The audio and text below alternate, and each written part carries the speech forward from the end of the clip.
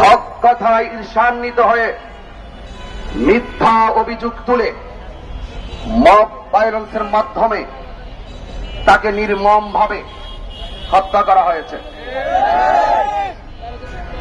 কিভাবে পাশবিক নির্যাতন চালিয়ে তাকে হত্যা করা হয়েছে, শহীদ করা হয়েছে, তা এখনো পর্যন্ত ফেসবুকের পাতায় যখন দৃষ্টি নিবন্ধ করি অস্ত্রসিক্ত নয়নে সকল মানুষ নীরবে নিবৃতে কান্না করে।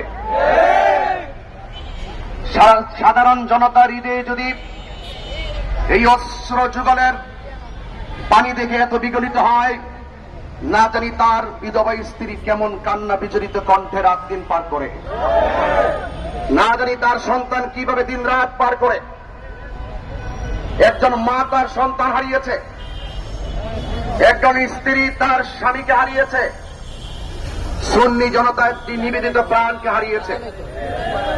আমরা এই চিত্র দেখে আর বরদাস্ত করতে পারি নাই।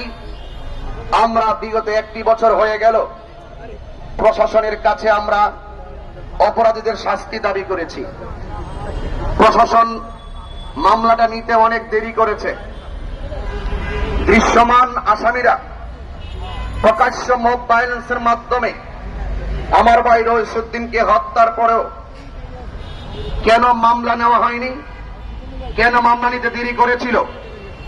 মামলা নেওয়ার পরে দীর্ঘ 1 বছর হয়ে গেল, আমার ভাই কবরে চলে গিয়েছে, কিন্তু আসামিরা দিব্যি ঘুরে বেড়াচ্ছে।